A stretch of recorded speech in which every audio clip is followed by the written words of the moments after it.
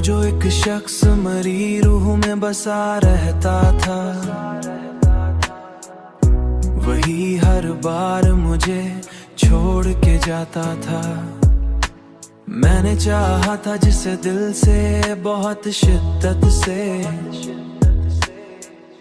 वही हर मोड़ मुझको ही आजमाता था। मेरी आंखों में जो ठहरा था कभी ख्वाब बनकर, आज वो अश्क बन के बहता जाता था। मैंने सोचा था वही मेरा मुकद्दर होगा, पर वही ख्वाब मेरा टूटता जाता। मैंने हर बार मोहब्बत में वफा की, लेकिन मेरे हिस्से में फकत दर्द ही आता था। ये मोहब्बत भी अजब खेल दिखाती है हमें, जो भी अपनाया वही दूर चला जाता था।